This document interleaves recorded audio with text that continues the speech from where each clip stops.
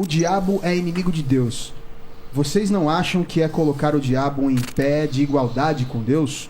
Um Deus inexplicavelmente todo-poderoso não tem inimigo. A criação de Deus, sim. A impressão é que Deus precisa se esgotar para vencer o diabo.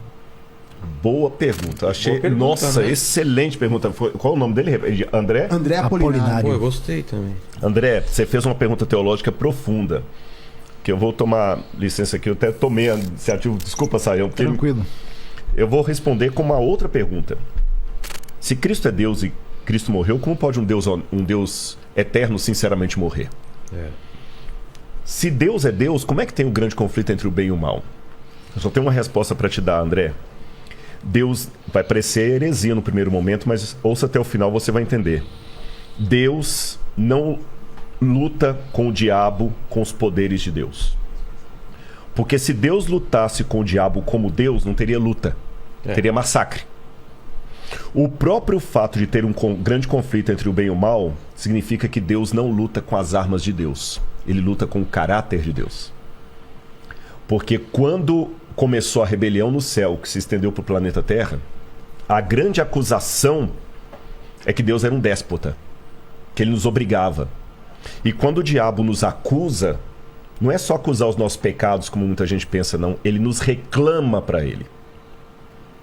E como no caso do livro de Jó, que ele falou o seguinte: Jó está te servindo porque o Senhor compra Jó, tira os bens dele, eu quero ver se te segue.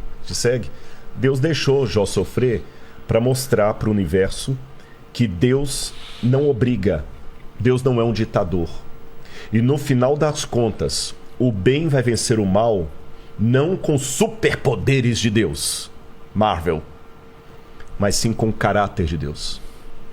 Porque Jesus, por exemplo, venceu o mal quando ele estava mais fragilizado, na cruz do Calvário. E tem um texto, André, que você deve depois procurar a Bíblia para ler, Filipenses 2, verso 5, que para mim é uma das teologias, lembra que eu falei de cristologia, uma das mais bonitas, que é a teologia do esvaziamento. Paulo fala o seguinte: tenham em vocês o mesmo sentimento que houve também em Cristo Jesus. Porque ele, vivendo na forma de Deus, não ficou agarrado ao fato de ser Deus. Pelo contrário, a si mesmo ele se esvaziou. Aí no grego tem uma palavra que é gnosis, assumindo a forma de servo, vindo viver entre nós, e como servo tendo morte e morte de cruz. Aí o texto continua dizendo: por isso o Pai o exaltou sobremaneira, ele deu um nome que está acima de todo nome. Quando eu li isso a primeira vez, eu falei assim: peraí, parece que os testemunhos de Jeová tem um ponto aqui, porque se Jesus é Deus, por que o Pai tem que dar um nome para ele acima de todo nome se ele já tem? A questão é o seguinte: até a cruz, Jesus era Deus por natureza. Mas com o que ele fez na cruz do Calvário, ele é Deus por natureza e por honra ao mérito. Ele é Deus e merece ser Deus. Se tivesse vaga para Deus no universo, o único ser capaz moralmente é Jesus. Porque é fácil ser Deus quando você tem os poderes de Deus, mas manter a nobridade, o caráter de Deus, quando você está temporariamente destituído daquela glória, é que é a questão. E ele venceu com a fraqueza. Ele venceu com o caráter. Ele não venceu o diabo jogando raiozinho. E aquele fogo de enxofre que vai vir consumir os ímpios no final, não é Deus mandando raiozinho ali, brincando, não. Ele se afastando, respeitando a decisão que eles tomaram. Que aí eles vão enfrentar a ausência absoluta de Deus. Mas até então, ele vence o mal com o caráter dele. Cristo se esvaziou para estar justamente no nosso nível. Por dois motivos ele se esvaziou, Pedro. Não, André, né, André?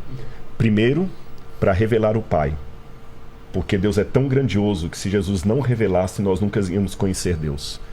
Lutero dizia que os homens usam uma máscara para se esconder. Deus é o contrário, ele usa uma máscara para se revelar. Ele é tão grandioso que o jeito dele se revelar é se ocultando. E o segundo, quando nós estávamos mortos em nossos pecados, ele se fragilizou, tomou a nossa humanidade e com o seu amor e o seu caráter, ele venceu o mal. Essa é a maior prova de que ele é poderoso. Porque poder não é você usar algo que você pode para arrebentar o outro. É você poder fazer isso e não fazer. Acho que um elemento interessante é que a Bíblia, de modo geral, e o Novo Testamento enfatiza Satanás como inimigo do povo de Deus. Inimigo da igreja, mais do que uma referência de inimigo de Deus. Nesse sentido, ele pode ser visto como opositor a Deus, mas não dentro dessa dualidade, como se os dois estivessem num pé de igualdade. Então, aquele que é chamado inimigo das nossas almas tem muito mais a ver com esse conflito contra o povo de Deus, porque Satanás de jeito nenhum é uma espécie de Deus do mal, uma criatura limitada que não tem como passar dos limites que são permitidos por Deus. Quis ser Deus, né? Mas não Pois é, não deu certo.